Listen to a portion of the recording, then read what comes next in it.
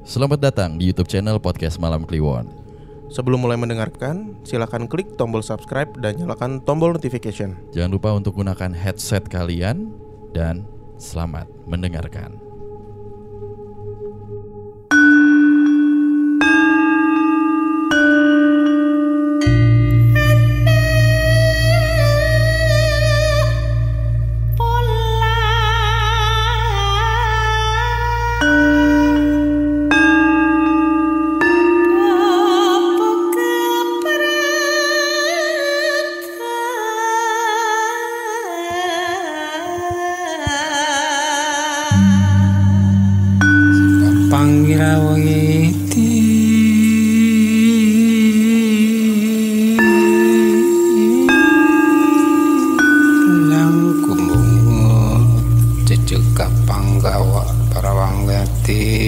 Sajawandang kalawana bengke. Oke, kita lanjut di cerita berikutnya. Kenapa Pak? Dulu gerah buat studio ya, sampai pakai baju kutung. Gak cuman gerah Le, tapi juga ada bau ikan dan bango-bango. Aduh, puji Tuhan deh, namanya usaha ya, upgrade gitu. Tahu nggak saking dinginnya beginian buat bikin pop mie. Ih, tadi ada coffee mix 2 tuh, bener. Ayo masuk kali. Gembel. Oke deh. Dingin. Mana sih? Ini dia nih. Oke. Assalamualaikum Mas Danu dan Mas Bimo. Sebut saja nama saya Ones. Saya seorang yang agak indigo, tapi alhamdulillah sekarang udah mulai berkurang indigonya. Saya ingin berbagi cerita tentang pengalaman mistis saya ngekos di kota tercinta Yogyakarta. Oke. Kisah ini bermula pada tahun 2010. Tahun pertama saya pindah ke kota penuh cerita. Dari kota asal saya di Pulau Sumatera. Saya datang ke Jogja berdua sama teman saya, teman semasa SMA. Sebelumnya, mas saya sudah terlebih dahulu tinggal di Jogja, dan dia sudah memilihkan kosan untuk kami tinggal di Jogja, yang bisa ditempatin satu kamar itu 3 orang.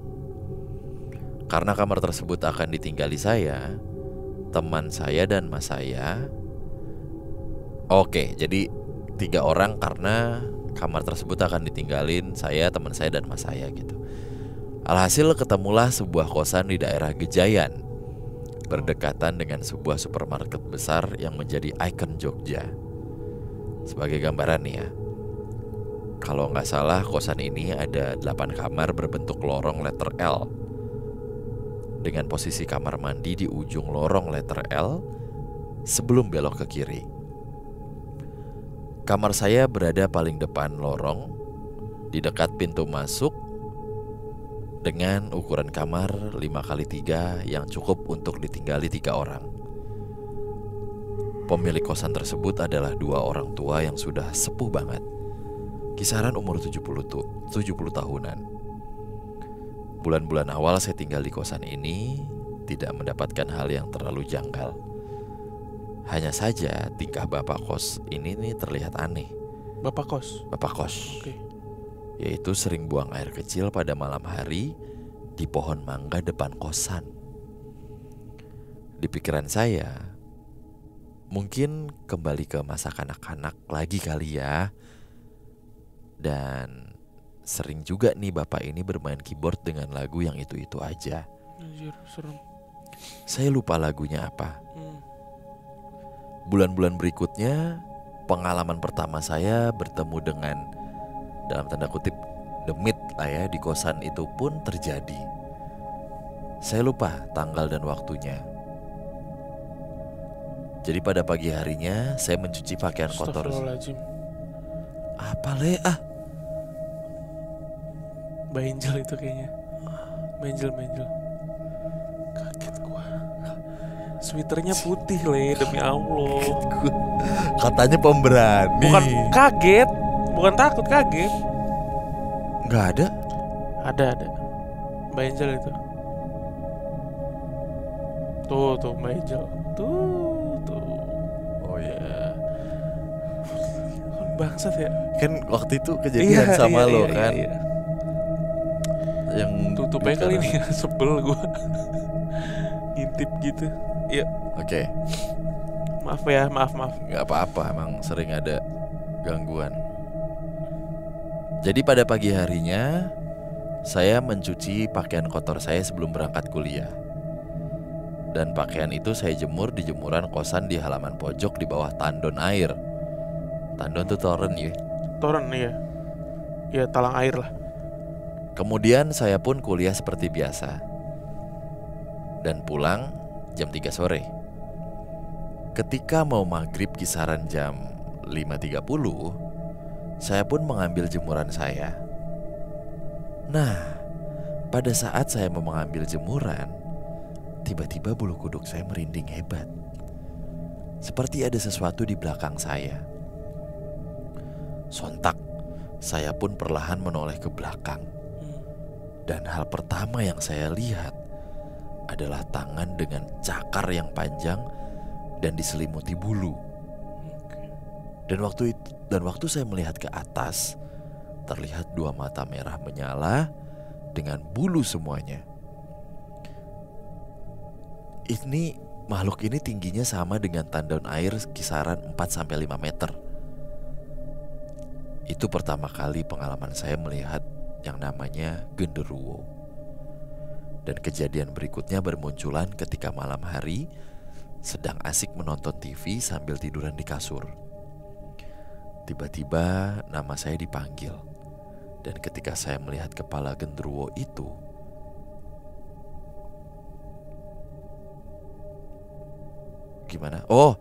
dan ketika saya melihat kepala genderuwo itu kembali masuk melalui pintu sambil badannya menunduk dan sekejap menghilang. Gini berarti itu. Bener saat gitu maksudnya. Gue coba menelaah dari tadi nih. Ternyata gangguan gak cuma datang dari genderuwo aja.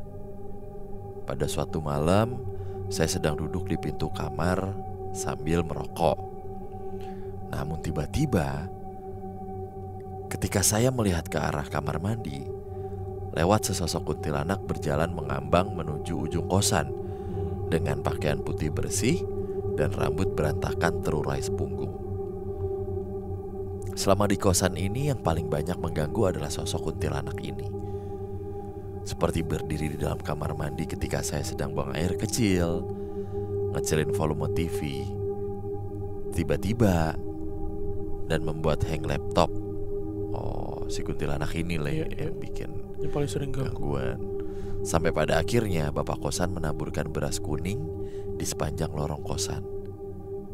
Dan tiba-tiba berkata kepada saya, "Udah aman kok mas." Padahal kami belum pernah sekalipun lapor perihal masalah gangguan tersebut.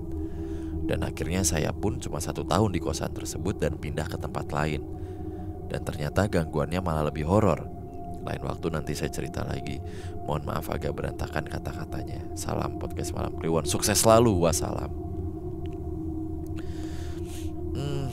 Gimana ya?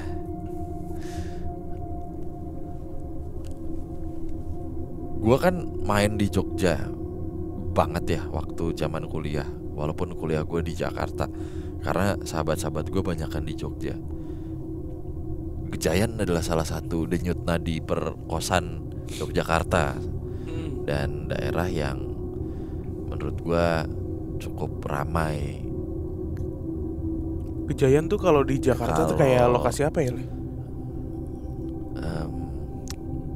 Sebetulnya gak rame-rame banget sih, karena deket kampus aja juga gitu. Jadi kayak Margonda kali ya? Iya gitu. Iya bener kayak Margonda. Banyak kampus kan? Banyak kampus nih kayak gini nih. Gejayan memanggil. Wah itu bapak bergerak mulu sih ah. Iya kan? Jadi tipografinya tuh bentukannya sebenarnya seperti bukan ini. tipografi. Tipografi lo apa? Ada aja ente. Apa namanya? Demografi apa sih Demografi tuh apa demonstrasi apa? Landscape Iya, landscape aja lah. Tuh, Landscape-nya kayak gitu. gini. Di kampus Pak dia. Ya Margonda lah. Gitu. Margonda Kelapa 2 lah. Kelapa 2. Gitu. Iya. Itu pun juga bukan Jakarta sih. Tapi dari deskripsi yang dikasih nih, mungkin gak sih teman-teman yang ngekos di sekitaran Gejayan bisa tahu kosan yang dimaksud? Harusnya bisa ya. Dekat mall gede gue tahu itu yang jadi ikon kota Jogja. Salah satu mall yang aja ya dibilang mall pertama juga mall pertama kali ya gitu. Gua nggak tahu jelas sih adalah Mall udah ikonik ya jelas Transmart. bukan. Bukan. Kalau ya begitu deh, nggak enak gue nyebutnya. Gak usah. Ya, soalnya nih mall nih. Tuh cluenya tuh. Yeay. Apa tadi? Kutu air. Bukan. Jadi, nah coba Mas Dan dulu telah cerita ini. Kalau gue sih ngelihatnya ya apa ya, sebagai orang baru di tempat baru juga gitu ngekos, akhirnya kenalan sama penghuni sekitar. Sebenarnya ceritanya ini sih apa ya, banyak terjadi lah gangguan demi gangguan gitu. Terus apa ya yang berkesan buat gue tuh yang dia ini sih sebenarnya. Tadi lagi ngapain ya di tandon air gitu kan? Iya. Untuk pertama kalinya ditongolin sama genderuwo. Dipegang ya berarti ya? Apa cuman ngelihat cakarnya doang?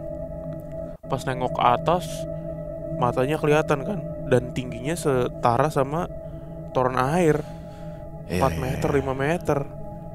Kok dia bisa nggak pingsan ya? Gue kalau jadi dia, kalau nggak lari terbirit-birit ya pingsan. Tapi gue sempat apa namanya, sempat mikir juga ya, apa karena si pengirim cerita ini dia udah bilang dia indigo gitu. Kalau dia nggak bisa melihat, sebenarnya sih wajar aja gitu. Sekamarnya bertiga Pak. Dia, masnya sama temennya. Secara suasana sih harusnya ramai ya. Dan Bertiga. tipikal kosan Jogja tuh erat gitu. Bukan tipikal Nggak individual gitu. nggak Ya. kayak kosan deket rumah lu. Kayak apa, jarang-jarang gitu, nggak ngobrol, nggak Masing-masing ngariung aja, gitu. Iya. Masing-masing aja. Ya budaya ya angkringan lah ya. Iya, gue dulu Beda. teman-teman gue di Pogung tuh, Pogung Lor gitu. Wih set deh. Mau sampai jam berapa juga Masih ada orang masih ya. ada. Masih hidup. Mau jalan nyari apa juga ada Iya, gitu. iya. Nyari burjo gitu-gitu. Cailah enak batu burjo tuh. Nasi sarden. Wah, itu yang sardennya cuma setengah lembar. Sama telur dadar tuh biasa tuh. Kuahnya yang banyak tuh encer. Iya, Ya. gitu. Sebenarnya bukan mall pertama sih tadi, kurang mall besar pertama. Ikonik sih sebenarnya. Itulah. Oke. Tadi Duitnya pengalaman banyak. Wih, pengalaman salah satu teman kita yang kuliah di Jogja. Kita lanjut ke cerita berikutnya. Oke.